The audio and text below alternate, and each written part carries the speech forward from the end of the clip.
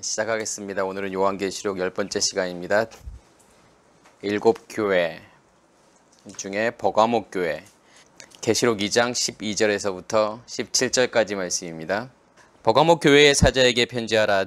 좌우의 날성검을 가지신 이가 이르시되 네가 어디에 사는지를 내가 아노니 거기는 사탄의 권자가 있는 데라. 내가 내 이름을 굳게 잡아서 내 충성된 증인 안디바가 너희 가운데 곧 사탄이 사는 곳에서 죽임을 당할 때에도 나를 믿는 믿음을 저버리지 아니하였도다.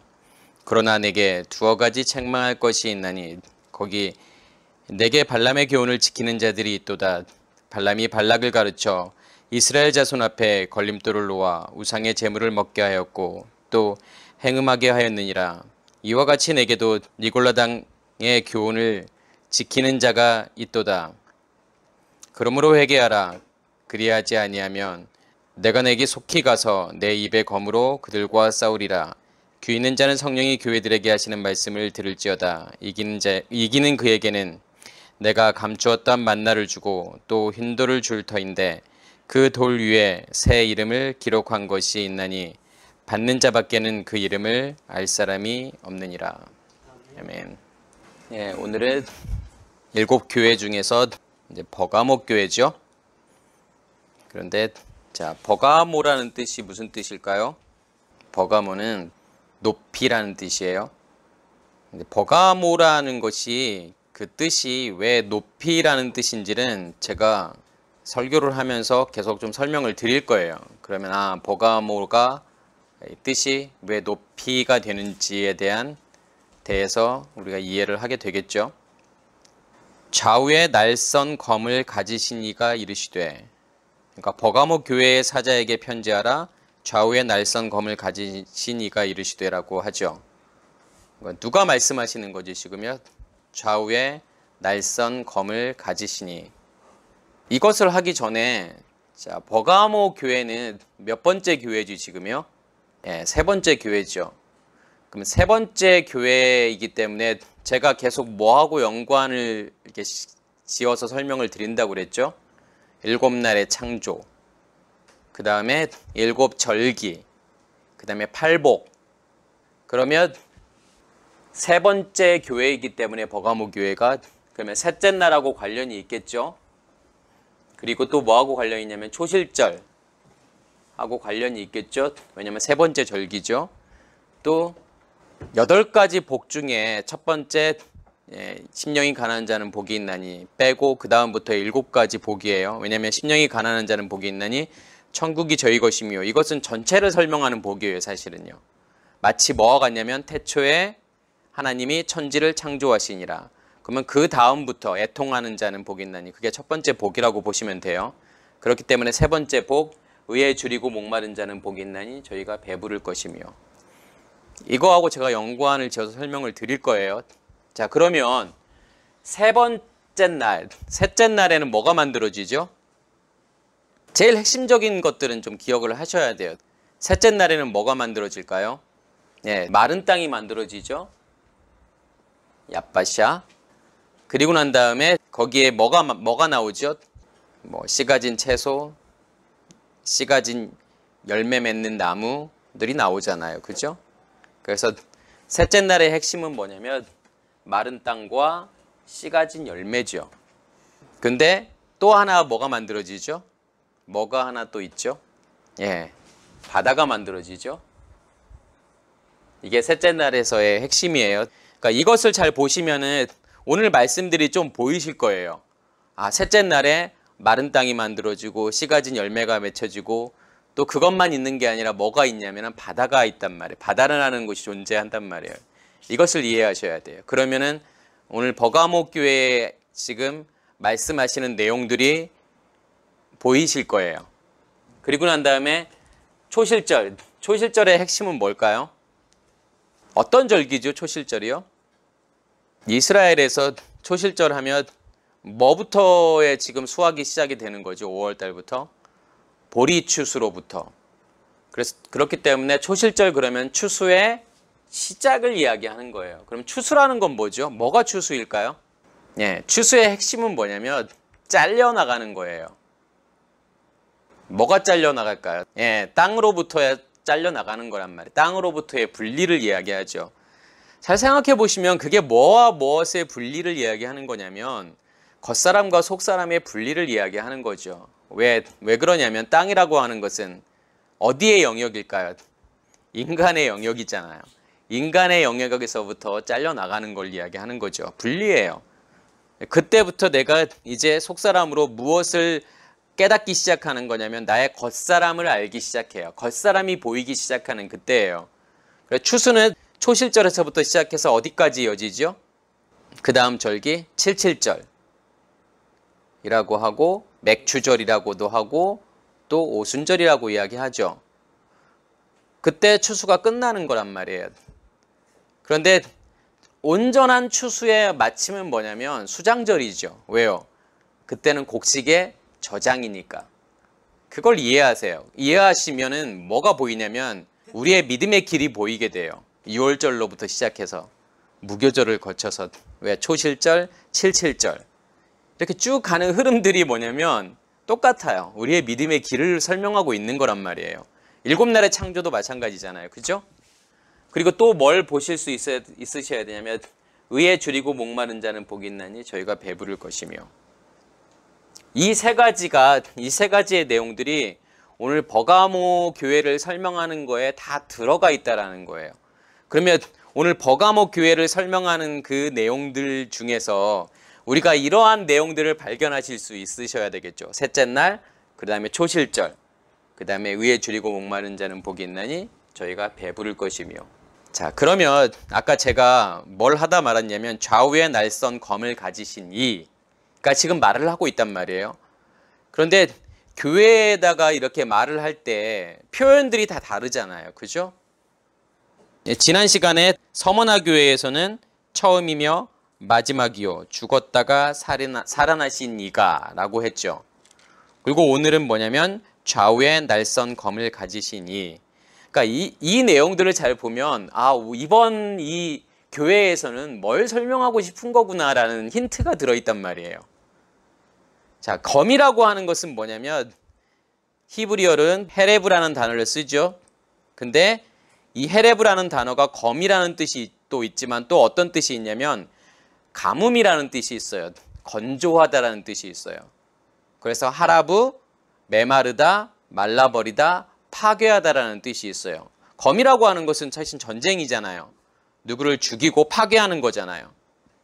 그러면서 또 어떤 뜻이 있다고 그랬죠? 제가요. 메마르다라는 뜻이 있단 말이에요. 그죠? 자, 이게 무슨 뜻일까요? 왜 검이라는 단어가 지금 들어갈까요? 뭘 하시겠다라는 거죠, 지금요? 자, 그래서 제가 셋째 날을 잘 보셔야 된다고 그랬어요. 셋째 날에는 뭐가 만들어진다고 그랬죠? 뭇이 만들어지잖아요, 뭇. 그러면 뭇이라고 하는 단어는 야파샤라는 단어를 써요. 근데 사실은 이 야파샤라는 단어는 어떤 뜻이 있냐면 마른 땅이라는 거예요. 그럼 땅이 어디에 잠겨 있었다라는 거죠, 지금요? 예, 물인데 어떤 물에 잠겨 있었을까요, 지금요? 땅이요. 예, 아랫물에 잠겨 있었죠. 그래서 땅은 드러난단 말이에요. 그러니까 마른 땅이 되죠. 그다음에 나머지 물들은 지금 어디에 모이는 거예요? 한 곳에 모이게 되잖아요. 그럼 그걸 뭐라고 이야기하죠? 바다라고 이야기하죠. 그럼 이 바다라고 하는 것은 결국은 뭐라는 거죠? 아랫물이라는 거 하는 거잖아요. 아랫물이라고 하는 뜻은 무슨 뜻이 있죠? 윗물과 아랫물이 있잖아요. 그 윗물은 어떤 뜻이 있고 아랫물은 어떤 뜻이 있을까요? 윗물이라고 하는 것은 내 안에 있는 말씀, 그게 윗물이란 말이에요. 아랫물은 밖에 존재하고 있는 말씀, 그게 아랫물이죠. 결국은 바다라고 하는 것은 뭘 뜻하는 거죠? 밖에 존재하고 있는 말씀이라는 뜻이죠. 그게 바다란 말이에요. 자, 뭇이라고 하는 게 제가 어떤 뜻이 있다고 그랬죠? 뭇, 마른 땅이잖아요. 물기가 없는 땅, 물이 다 빠져버린 땅, 그게 마른 땅이죠. 제가 아까 검이라고 하는 게 어떤 뜻이 있다고 그랬죠? 하라브, 메마르다, 파괴하다. 결국은 검이라고 하는 게 어떤 역할을 한다라는 거죠, 결국은요. 우리의 땅을 결국은 마른 땅으로 만들겠다라고 하는 거잖아요. 그죠? 아랫물이 다 이렇게 빠져버리고 땅이 드러나잖아요. 근데 그 땅은 어떤 땅이냐면 마른 땅인 거예요. 더 이상 아랫물이 존재하지 않는 그 땅, 그 땅에 지금 뭐가 나오는 거예요, 결국은요? 씨 가진 열매 맺는 채소, 나무가 나오는 거란 말이에요. 씨 가진 열매가 나오는 거란 말이에요. 그걸 기억하세요. 그래서 먼저는 하나님께서 뭘 만드시는 거냐면 셋째 날 마른 땅을 만드셔야 돼요. 그래서 사실은 셋째 날에 제일 중요한 포인트는 뭐냐면 마른 땅이에요. 그래서 지금 검을 가지신 이 날선, 좌우의 날선 검을 가지신 이라고 지금 표현하는 것은 결국은 뭘 하시겠다라는 거예요. 이 버가모 교회를 향해서 뭘 만드시겠다는 거예요. 사실은요. 마른 땅을 만드시겠다라는 거잖아요. 야빠샤를 만드시겠다는 거잖아요. 지금요. 그죠? 그래서 사실은 이 시작하는 말에 사실은 어떤 열쇠가 있어요. 뭘 설명하고 싶은지 이 버가모 교회를 향해서 그것을 우리가 기억하셔야 되고 13절에 보면 내가 어디에 사는지를 내가 아노니 거기는 사탄의 권자가 있는 데라. 지금 버가모 교회라고 하는 것은 이 단순한 어떠한 아시아의 7 교회 중에 하나를 설명하는 게 아니란 말이에요. 그래서 버가모 교회 그러면은 어떤 역사적인 사실들이 있어요. 지대가 높고 로마의 지배를 받는 도시이고 그 다음에 또 버가모 그 지역에 맞는 역사적 배경들이 있단 말이에요. 그런데 사실은 그건 그냥 참고사항일 뿐이에요. 그게 중요한 건 아니에요. 사실은요. 그래서 이 교회마다 지금 말씀하시는 것은 결국은 뭐냐면 우리의 믿음의 과정들을 보여주고 있다는 것을 보실 수 있으셔야 돼요.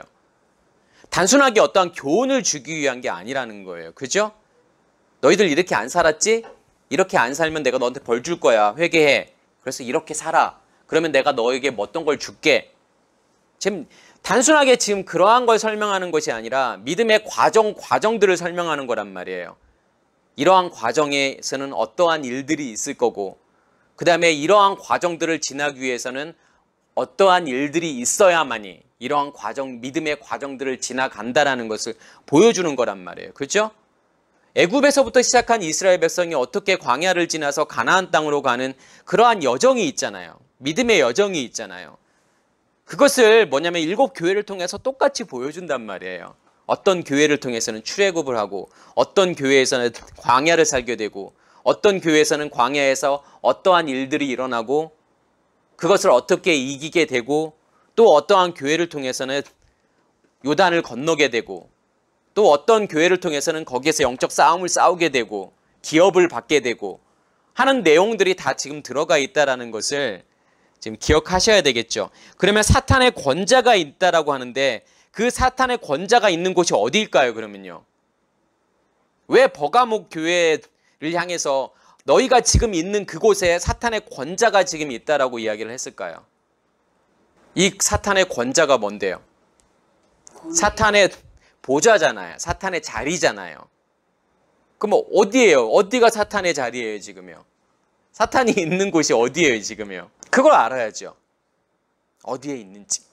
그게 무엇을 뜻하는지.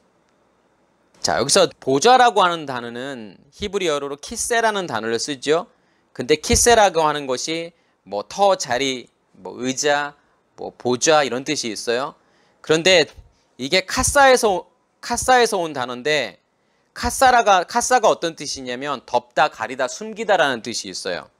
그리고 속이다, 위장하다. 자, 덮고 가리는 것은 사실은 2가지 의미가 있어요. 크게요. 어떤 의미가 있죠? 뭘 덮어버린다, 가려버린다라고 하는 것은 첫 번째로는 안에 있는 것을 못 보게 하는 역할을 하잖아요. 그렇죠? 그래서 위장하다라는 뜻이 있다고 했잖아요. 그러니까 뭘 가려버린 거예요. 뭘 가리워서 안에 있는 것을 못 보게 만드는 역할을 하죠.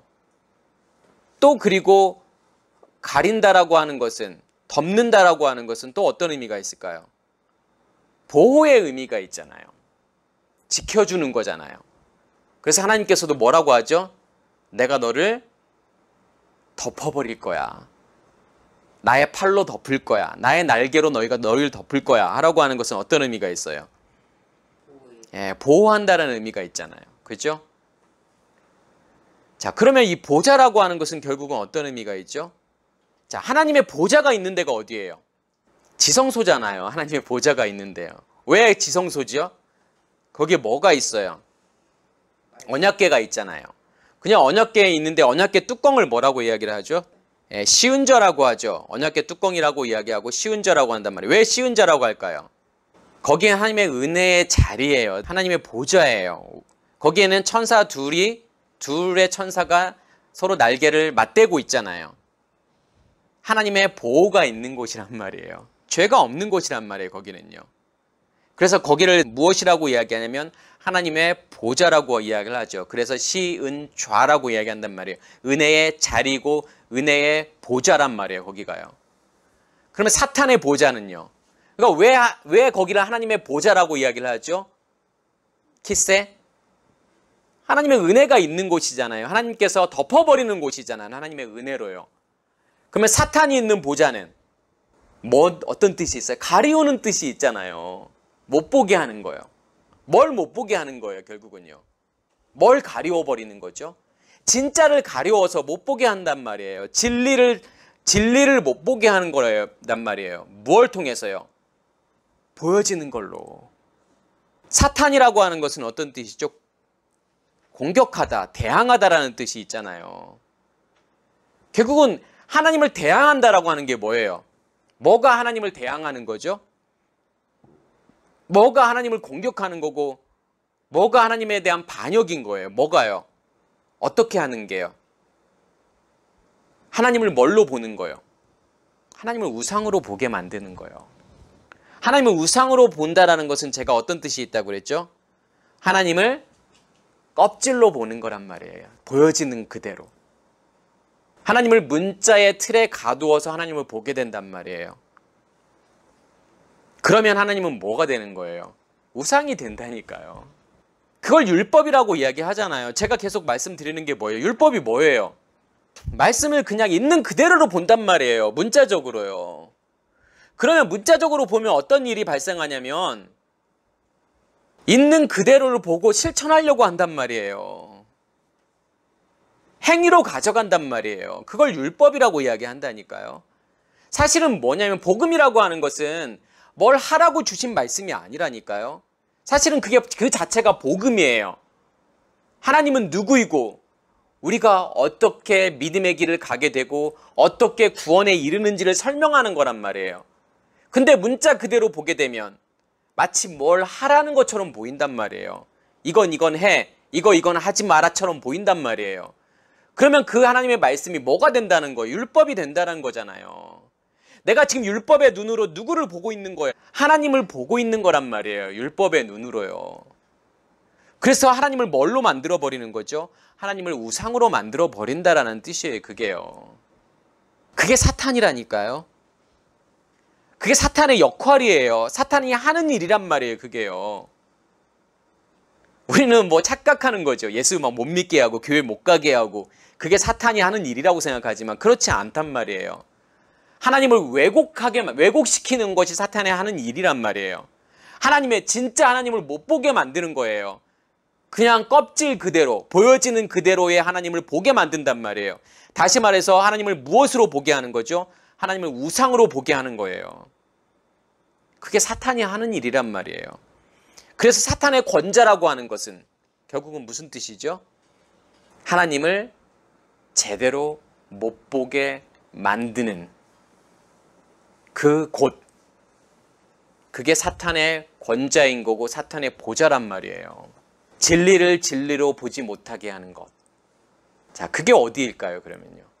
우리가 성경을 이해하실 때 어떤 구조로 이해하시면 되냐면 성전의 구조를 보셔야 돼요. 사실은 성전의 구조가 우리 몸의 구조하고 똑같아요. 그러면 성전을 크게 세 부분으로 나눌 수 있는데 어떻게 나눌 수 있죠? 처음에 성전 뜰에는 뭐가 있어요? 번제단과 물두멍이 있죠. 그 다음에 또 한 부분 성소가 있죠. 그럼 또 한 부분 지성소가 있잖아요. 우리 몸이 성전이라고 하는 것은 이러한 구조가 우리 안에 그대로 있다라고 하는 거예요. 사실은요. 그럼 어디가 번제단이에요? 어디가 성전 뜰일까요? 우리의 머리. 그러면 성소는 어디를 이야기하는 거죠? 우리의 마음. 우리의 마음 땅. 지성소는요, 우리의 배. 그래서 성경에서 생수가 어디에서 나오는 거예요? 그래서요, 배에서부터 나오잖아요. 왜요? 거기에 뭐가 있으니까요. 지성소가 있으니까요. 언약궤가 있으니까요. 그것을, 그러한 구조를 우리가 염두에 두세요. 그러면 보인단 말이에요. 뭐가 보여요? 오늘 설명하는 말씀들이 보인단 말이에요. 사탄의 보좌가 어디에 있는지를 알게 된단 말이에요. 적이 누구고 적이 어디 있는지를 알아야 싸울 거 아니에요. 근데 적이 누군지를 모른다니까요. 그리고 적이 어디 있는지도 모른단 말이에요. 그러니까 싸울 수가 없는 거예요. 그러니까 매복에 걸려서 당하는 거예요. 이해하시겠어요?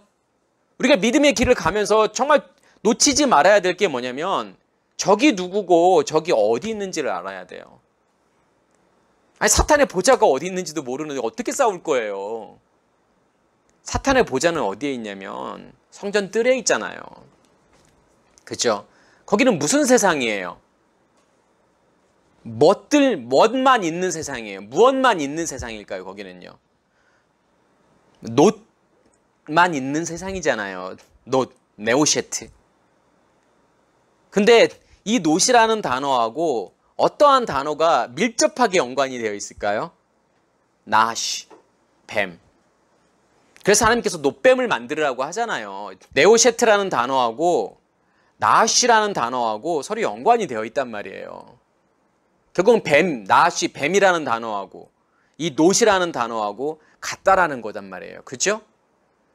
그러면 성전 뜰은 결국은 무슨 세상이에요? 놋 세상이잖아요. 뱀들이 있는 곳이란 말이에요. 용이 있는 곳이에요.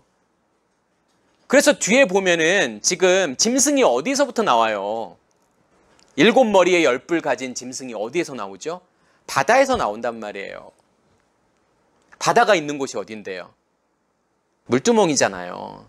놋바다잖아요, 거기는요. 그죠? 그럼 사탄이 있는 곳이 결국은 어디라는 거예요? 성전 뜰이라는 거예요.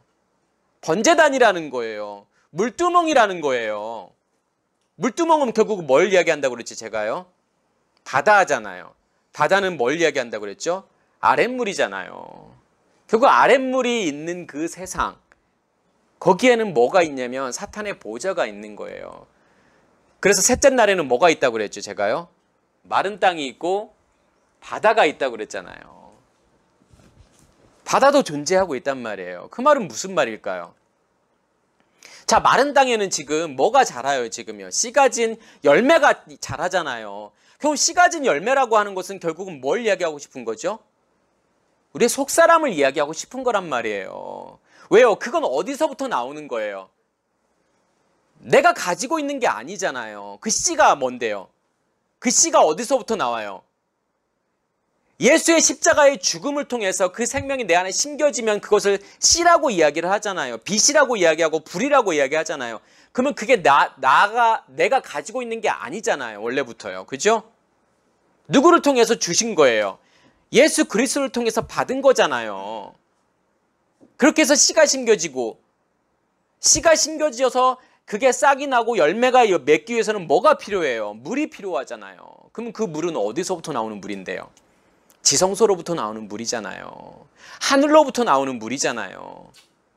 그렇게 해서 열매를 맺는 거. 우리의 속사람이라고 하는 건 결국은 뭐가 우리의 속사람이에요? 우리 영의 몸이라고 하는 건 뭐예요? 결국은요, 누구를 통해서 만들어지는 거예요? 예수 그리스도를 통해서 만들어지는 몸이잖아요. 그게 속사람이잖아요. 우리의 겉사람은요, 원래의 나, 옛사람의 의식을 가지고 있는 나, 그게 우리의 겉사람이란 말이에요. 그럼 뭐가 분리돼요? 마른 땅이 되었다라고 하는 것은, 우리의 속사람은 마른 땅이 되어서 거기에서부터 씨 가진 열매가 맺혀지잖아요. 우리의 겉사람은요, 뭐로 존재하고 있는 거예요, 지금요? 바다로 존재하고 있는 거잖아요. 아랫물로 존재하고 있는 거잖아요. 그게 나누어지는 것이 셋째 날이라니까요. 그 말은 무슨 말일까요? 그때부터 본격적으로 겉사람과 속사람이 나누어져서 우리의 속사람으로 뭘 인식하기 시작하는 때라는 거죠. 우리의 겉사람을 인식하는 때란 말이에요. 성경은 그것을 뭐라고 이야기하죠? 다른 말로요, 추수라고 이야기를 하잖아요. 초실절. 초실절이 돼서야 비로소 뭐에서 잘려나가는 거예요? 땅에서 잘려나가잖아요. 그때부터 뭘 인식하는 거예요? 우리의 겉사람이 드러나는 때란 말이에요. 그게요. 추수의 시작이에요. 그게 추수예요. 성경이 말하는요. 그래서 거기에는 버가모 교회는 뭐가 여전히 존재하고 있다라는 거예요. 사탄의 보좌가 존재하고 있는 건데 그 사탄의 보좌가 본격적으로 드러나는 그때가 뭐냐면 버가모 상태라는 거예요. 이 버가모 교회의 상태가 되었을 때 사탄의 보좌가 드러난단 말이에요. 사탄의 보좌가 있는 곳에서 어떠한 일이 지금 일어났다고 그러죠? 내 충성된 증인 안디바가 거기서 죽었다라는 거잖아요. 자, 왜 사탄의 사는 곳에서 안디바의 죽음이 있을까요? 자, 사탄의 사는 곳이 제가 뭐라고 했죠? 어디라고 했죠? 성전 뜰이라고 했잖아요. 놋 세상, 놋이 존재하는 세상, 뱀이 존재하는 그 세상, 우리의 겉사람이 존재하는 그 세상이란 말이에요. 거기에서 지금 뭐가 죽었다라는 거죠? 누가 죽었다라는 거죠? 안디바가 죽었다는 거잖아요. 이 안디바의 죽음은 뭘 의미하는 걸까요? 사실 이 안디바라는 단어는 성경에 딱 한 번밖에 안 나와요. 그래서 지금 그냥 사람들은 그걸 추정을 할 뿐이에요. 학자들은요. 안디바가 어떤 사람인지. 그렇지만 그건 중요하지 않아요, 사실은요. 그럼 뭐가 중요할까요? 이 안디바라고 하는 뜻은 안티바스라는 뜻이에요.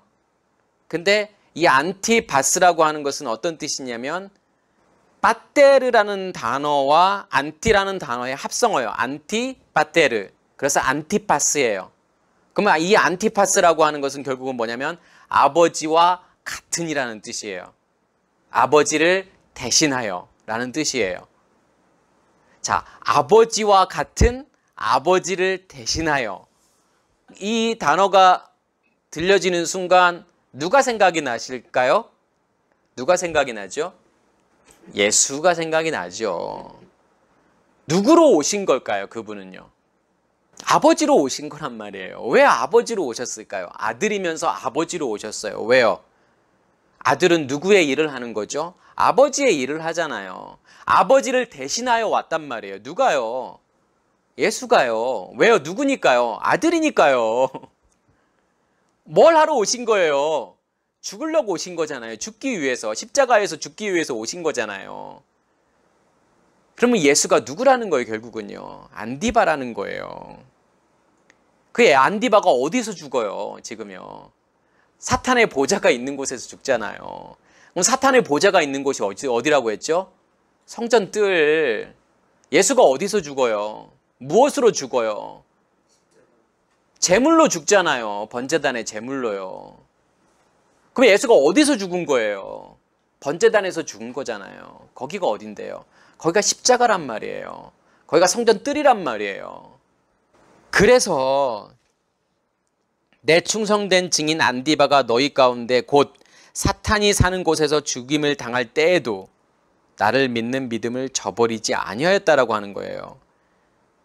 그러면서 네가 내 이름을 굳게 잡아서, 결국은 지금 뭘 설명하고 싶은 거죠? 13절은요.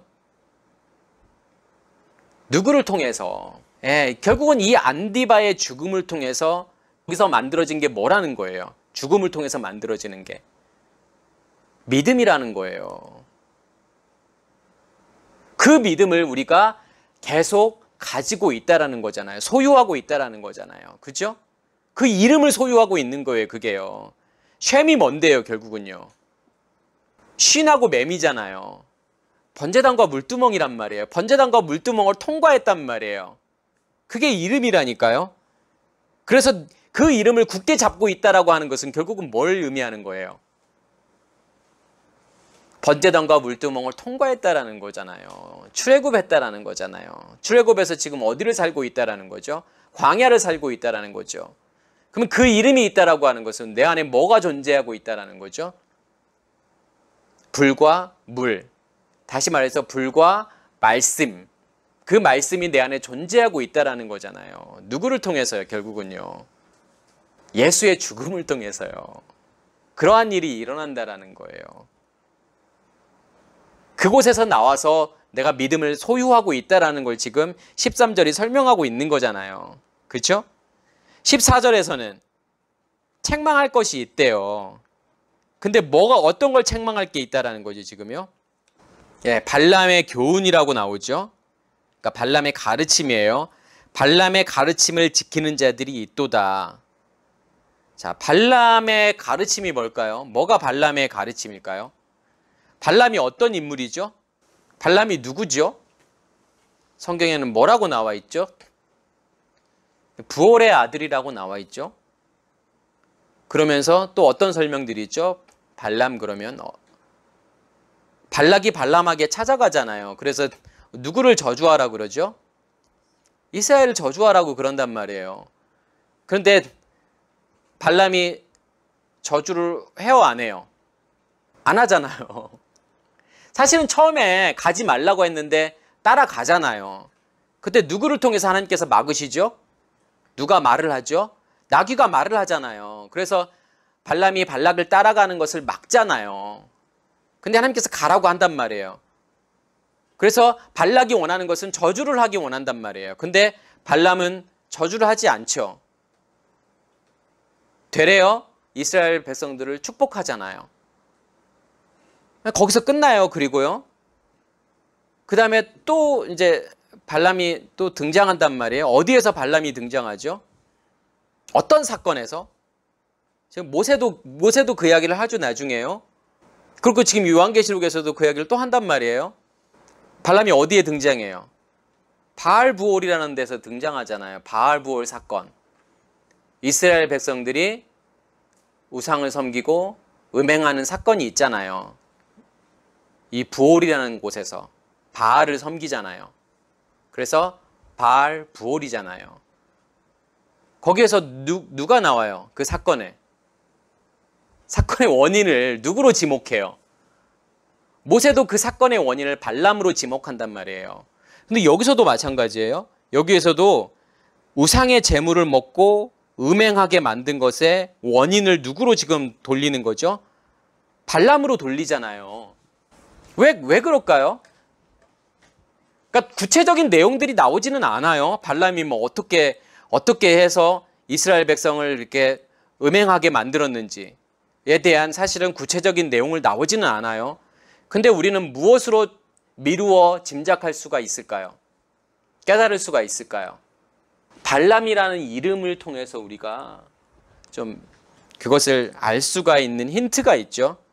이 발람이라는 게 어떤 뜻이 있죠? 발 그러면은 뭐뭐 아니다라는 뜻이에요. 암 그러면은 백성이라는 뜻이에요. 그러면 발람, 백성이 아니다라는 거예요. 발람이 왜 백성이 아닐까요? 백성이 아니다라는 말이 무슨 의미가 있을까요?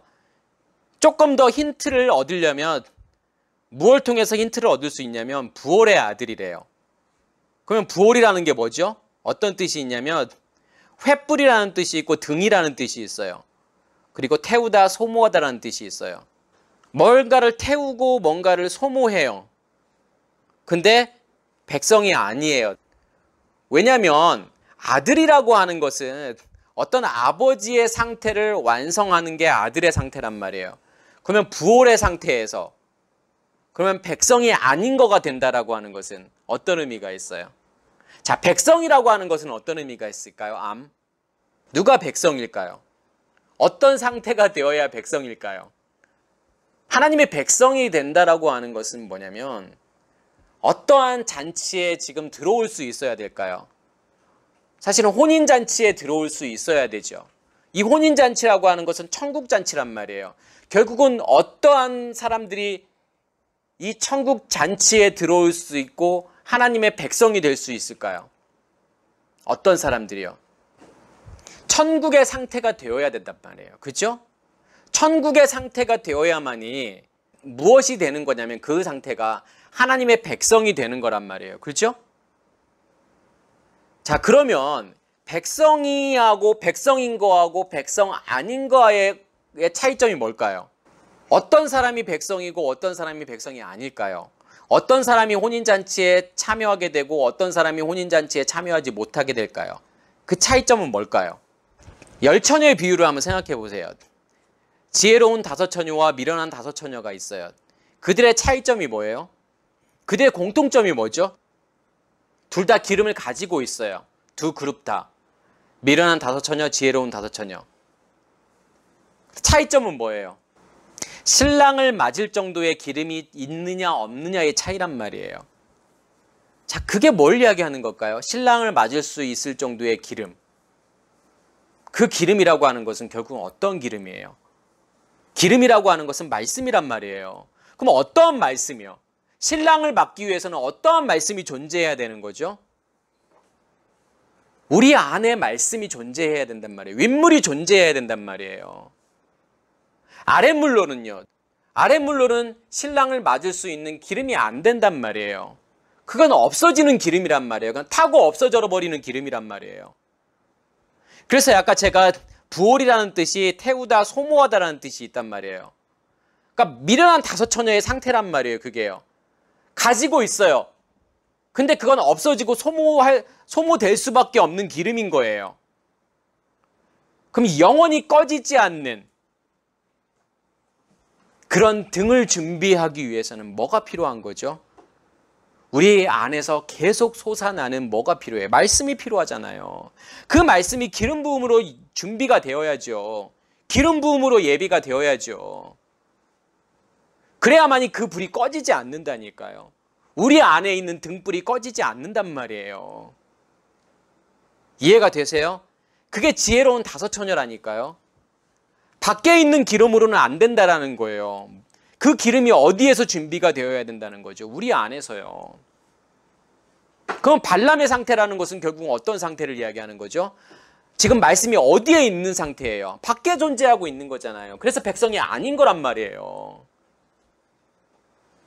부올의 상태란 말이에요. 다 소모되고 없어져 버릴 거란 말이에요. 신랑을 맞을 정도의 기름이 아니란 말이에요. 그게 발람이라니까요. 그게 발람의 교훈인 거고 발람의 가르침인 거예요. 그렇기 때문에 그 상태에 있으면 뭘 할 수밖에 없을까요? 우상의 재물을 먹을 수밖에 없는 거란 말이에요. 행음이라는 건 뭐예요? 행위란 말이에요. 행위요. 우상의 재물을 먹고 그러한 행위를 하게 되는 것을 행음이라고 이야기를 하잖아요. 그럼 우상의 재물이라는 게 뭐예요? 결국은요. 뭐가 우상의 재물일까요? 지금 우상의 재물 먹는 사람이 있어요? 지금 우리나라에서 우상의 재물을 먹는 사람들이 있을 수 있겠죠. 뭐 제사 드리고 남은 음식들. 지금 우리는 우상의 재물을 먹어요? 안 먹어요? 안 먹잖아요. 그럼 우리하고 상관없는 말씀일까요? 우상의 재물이라고 하는 것은 무슨 제사 음식이나 이런 것이 우상의 재물이 아니라니까요. 아랫물이란 말이에요. 밖에 있는 말씀이란 말이에요. 율법이란 말이에요. 그런 걸 먹는 것이 우상의 재물이라니까요. 왜요? 그 상태는 어떤 상태니까요? 우상을 섬기는 상태니까요. 계속 제가 이 말씀을 드리잖아요. 우상이라고 하는 것은 내가 하나님을 어떻게 보고 있느냐, 내가 말씀을 지금 어떻게 보고 있느냐, 그게 우상이란 말이에요. 그러면 그 재물에, 그 우상의 재물이라고 하는 것은 결국은 그 말씀이잖아요. 그걸 먹는 거잖아요, 내가요. 그러면 그러한 행위를 할 수밖에 없다라는 거예요. 그게 음행이란 말이에요. 율법을 먹는 사람은, 율법을 간직한 사람은 율법의 행위를 할 수밖에 없다니까요. 그게 성경이 말하는 음행이란 말이에요. 그래서 발람이 지금 누구를 가르쳤다고 이야기하는 거죠? 발람이 발락을 가르쳐서 지금 이스라엘 백성들을, 그리고 너희들을 어떻게 하게 만들었다라는 거예요. 우상의 재물을 먹게 만들고 행음하게 만들었다라는 거잖아요. 발락이라고 하는 뜻이 어떤 뜻이죠? 공허하다라는 뜻이에요. 발락은요. 우리가 밖에서 무언가를 찾게 되면 어떤 상태에 이르게 될 수밖에 없냐면 공허할 수밖에 없다라는 거예요. 그렇죠? 진짜를 못 마시니까요. 진짜는 어디에 있는데? 우리 안에 존재하잖아요. 진짜 배부르지 않다니까요. 밖에 있는 것으로 배불리려고 하면 배부르지 않단 말이에요. 그렇게 열심히 했는데, 내가 말씀 따라서 그렇게 열심히 살았다고 하는데 우리의 마음은 정말 평안하세요? 우리의 마음은 샬롬인가요? 그렇지 않단 말이에요. 왜요? 그게 우리의 짐이 되니까요. 율법은요. 우리를 공허하게 만든단 말이에요. 그게요. 그 상태를 성경은 뭐라고 이야기하냐면 우상의 재물을 먹고 음행하는 상태라고 이야기한단 말이에요. 왜요? 그러한 상태로는 하나님을 계속 무엇으로 볼 수밖에 없기 때문에 하나님을 계속 우상으로밖에는 볼 수 없고 하나님을 계속 우상으로 섬길 수밖에 없기 때문에 그런 거라는 거예요. 그래서 그것을 성경은 니골라 당의 교훈이라고 이야기하는 거예요. 니골라 당의 교훈이라고 하는 것은 니골라 당이 뭐죠? 결국은요. 그들이 주장하는 게 어떤 내용이냐면 한 번 믿은 후에 어떠한 행위를 해도 죄가 되지 않는다라고 생각해요. 한 번 믿었으면, 한 번 말씀을 깨달았으면 내가 어떻게 살아도 상관없다. 이렇게 말하는 게 니골라 당이라는 거예요. 어디서 많이 들어봤죠? 좀 어떤 종교하고 좀 비슷하죠? 근데 그럴 수 없다라는 거예요. 그렇죠? 내가 말씀을 깨달았다고 하면 그것은 뭐냐면 시작이에요. 끝이 아니란 말이에요. 무엇을 향해서 달려가야 되는 거예요, 결국은요. 설령 내가 진리의 말씀을 밖에서 들었다고 하더라도 그게 끝이 아니라니까요. 그게 니골라 당으로 머무를 수 있다니까요. 그게 행음하는 상태로 머무를 수 있다니까요. 우상의 재물을 먹는 상태로 머무를 수 있단 말이에요. 우리가 정말 찾아야 될 것은, 정말 찾아야 될 양식은 어디에 있다라는 거예요. 우리 안에 존재하고 있다니까요. 그것을 먹을 수 있어야 돼요. 그래서 발람의 상태에 머물러 있으면 그건 뭐라는 거예요? 선악을 알게 하는 나무의 열매라는 거예요. 그게요. 그것은 어디까지예요? 어느 순간까지, 어느 때까지예요. 그 이후에는 뭘 먹어야 돼요? 진짜를 먹어야 된단 말이에요. 그렇지 않으면 우리가 니골라 당의 상태에 머무를 수밖에 없다라는 거예요. 그것을 꼭 이해하셔야 돼요. 지금 이 듣는 말씀도 마찬가지예요. 여기에서 머무르면 안 된다라는 거죠. 그렇죠? 이것으로, 이 말씀으로 늘로 시작해서 결국은 진짜 양식은 어디에 존재하고 있다라는 거예요. 우리 안에 존재하고 있죠. 우리 안에 언약궤가 있다면, 없으면 아무 의미가 없는 거고, 우리 안에 언약궤가 존재하고 우리 안에 하늘이 존재하고 있는 사람은 반드시 그 안에서 양식을 먹어야 된다라는 거예요. 그렇지 않으면 어떠한 가르침에, 발람의 가르침에 빠질 수밖에 없다라는 거죠. 그러므로 회개하라. 그러지 아니하면 내가 내게 가서 내 입의 검으로 그들과 싸우리라. 무슨 뜻일까요? 사실은 회개가 무슨 뜻인지를 보여주는 말씀이에요. 왜요? 이 회개는 내가 하는 게 아니라니까요. 이 말씀은 사실 앞에서도 했잖아요. 좌우의 날성 검을 가지신 이라고 설명했잖아요. 그럼 너희가 회개하지 않으면 내가 가서 뭘 하겠다는 거예요? 내 입의 검으로 그들과 싸우겠다라는 거잖아요. 그러면 내 입의 검으로 그들과 싸우겠다라고 하는 것은 결국은 뭐라는 거죠? 뭘 만들겠다라는 거죠? 내 입의 검으로 그들을 무엇으로 만들겠다라는 거예요? 야빠시아를 만들겠다는 거잖아요. 마른 땅으로 만들겠다는 거잖아요. 결국은 회개라는 게 뭐예요? 회개는 내가 할 수 있는 게 아니라니까요. 고해성사는 회개가 아니란 말이에요. 그래서요. 우리는 지금도 고해성사식 회개를 하고 있잖아요. 하나님, 나 이것도 잘못했고 이것도 잘못했고 이것도 잘못했고. 그 대상이 신부가 아니라 하나님이라고 생각하기 때문에 이건 고해성사가 아니라고 생각하지만 사실은 뭐냐면 고해성사예요. 그것도요. 회개는 그래서 내가 하는 게 아니란 말이에요. 나의 잘못을 열거하는 게 회개가 아니라 하나님께서 하나님의 입의 검으로 나의 땅을, 아랫물로 덮여있는 이 땅을 무엇으로 만들어버리는 거예요? 다 마른 땅으로 만드는 거란 말이에요. 그게 회개라니까요. 그 회개가 이루어져야 뭐가 이루어지기 때문에요. 마른 땅이 되어야 씨에서 싹이 나서 열매를 맺을 거 아니에요. 그래서 진짜 회개라고 하는 것은 뭐냐면 우리의 땅이 마른 땅으로 바뀌는 거란 말이에요. 그게 성경이 말하는 회개예요. 하나님께서 그것을 어떻게 하시겠다? 직접 하시겠다라는 거잖아요. 그러면서 이기는 자에게는 뭘 주겠다라는 거예요? 오늘 핵심이죠. 이기는 자에게는 감추어진 만나를 주겠다라는 거예요. 그죠? 그리고 뭘 주겠다? 흰돌을 주겠다라는 거예요. 그리고 그 흰돌 위에 뭘 새기겠다? 새 이름을 새기겠다는 거잖아요. 그런데 그 이름은 가진 사람만이 알 수 있다라는 거예요. 그걸 소유한 사람만이 알 수 있다라는 거죠. 자, 그럼 여기서 자, 이기는 자에게는 감추었던 만나를 주고 흰돌을 주겠다라는 거잖아요. 자, 감추었던 만나가 뭘까요? 뭐가 감추어진 만나일까요? 자, 만나를 어떻게 정의할 수 있죠? 만나가 무슨 뜻이에요? 히브리어로 만. 그러면 이게 마에서 온 단어예요. 마라고 하는 것은 영어로는 what이에요. 무엇. 무엇이라는 뜻이에요. 왜 만나가 지금 무엇일까요? 자, 예수님과 이 종교 지도자들과의 대화에서 예수님이 자기를 뭐라고 이야기하죠? 생명의 떡이라고 이야기하죠? 하늘에서부터 내려온 생명의 떡이라고 이야기한단 말이에요. 그러면서 또 뭐라고 하죠? 너희 조상들은 만나를 먹어도 죽었다라는 거예요. 그런데 나는 하늘에서 온 떡이고 너에게 이 떡을 먹는 자는 영원한 생명을 얻는다라고, 영생을 얻는다라고 예수님께서 말씀하시잖아요. 예수님께서 자신을 만나라고 이야기해요. 하늘에서 내려온 만나. 근데 이 만나를 무엇으로 내가 지금 알고 인식하고 있느냐? 그 만나를 통해서 내가 진리를 볼 수 있느냐 이거예요. 그 예수를 통해서, 그러니까 예수에 보여지는 그 모습 그대로를 보면 그건 뭐예요? 그 만나를 먹은 자들은 어떻게 돼요? 죽을 수밖에 없다라는 거예요.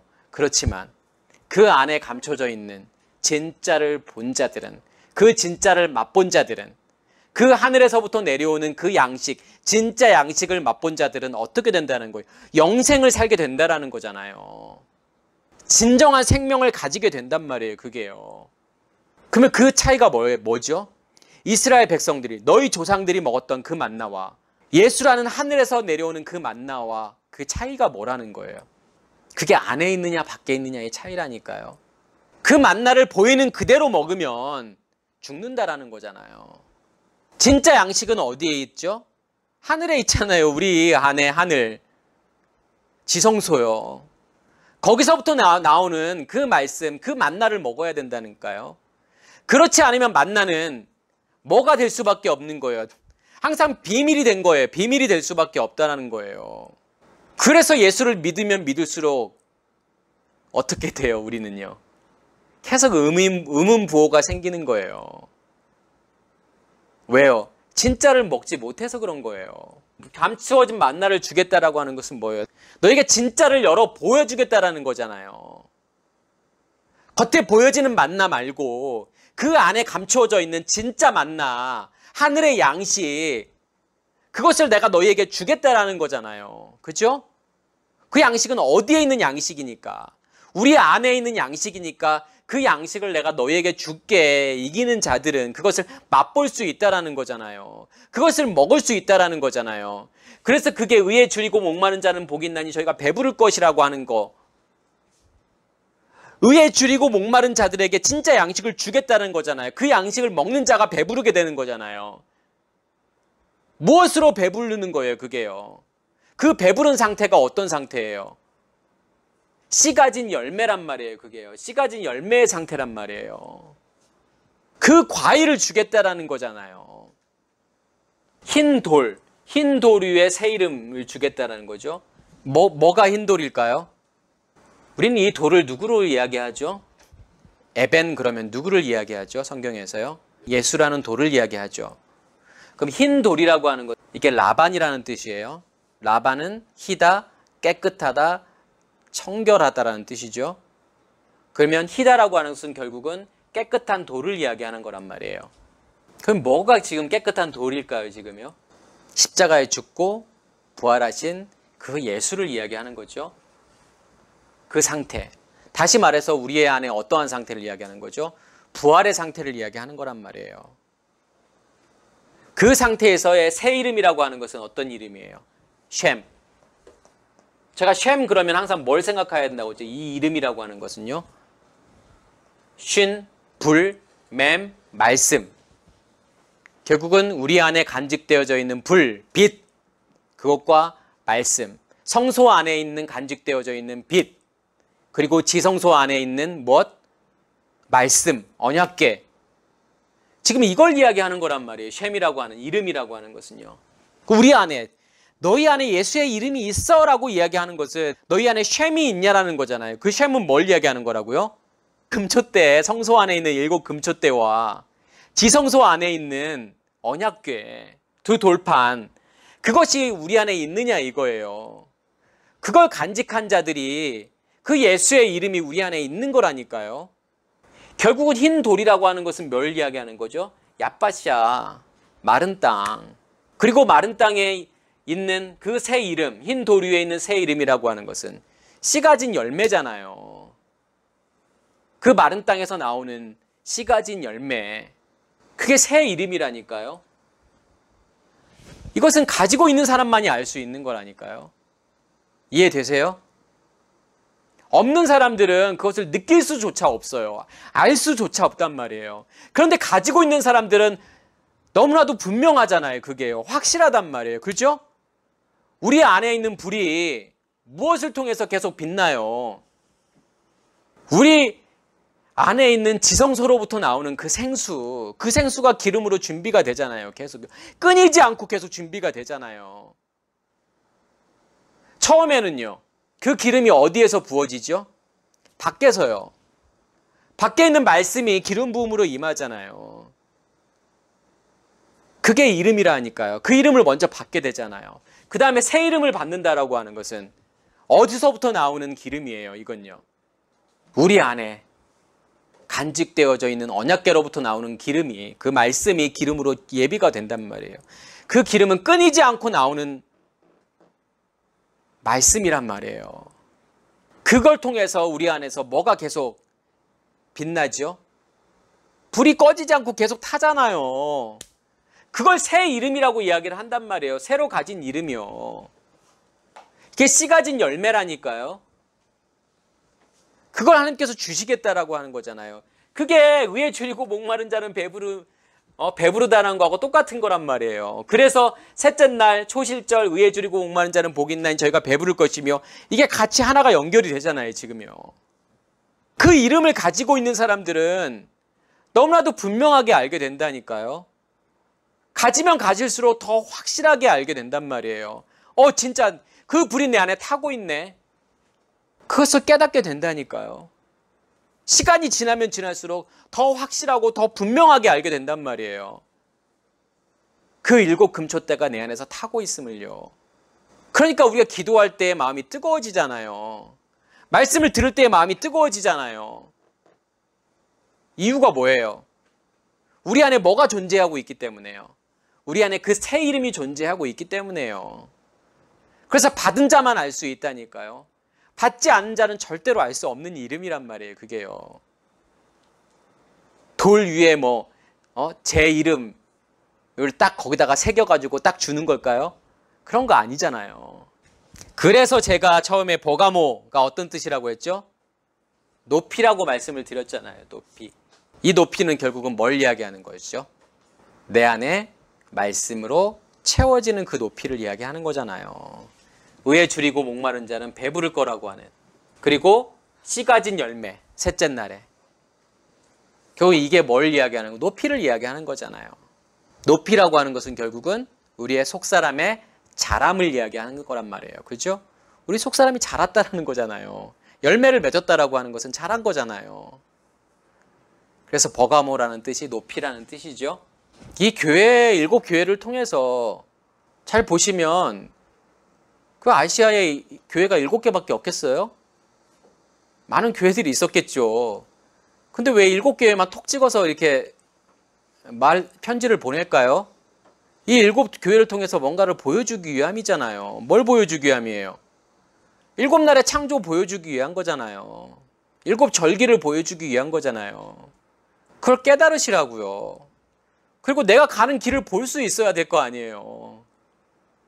내가 가는 길이 어떤 길인지도 모르고 어떻게 가실 거예요? 내가 가는 믿음의 길이 최소한 이런 길이라는 것은 알고 가셔야 되고, 이 믿음의 길 가운데에서 내가 어디에 서 있는지를 아셔야 될 거 아니에요. 그래야 나를 보게 되죠. 그렇지 않으면 나를 볼 수가 없다니까요. 그래서 7 교회를 우리에게 주시는 거란 말이에요. 7 교회를 통해서. 보라고요. 깨달으라고요. 그렇지 않으면 아무 의미가 없는 거예요.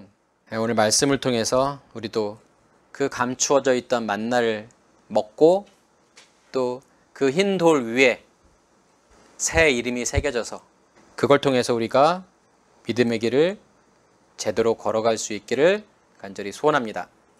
마치겠습니다.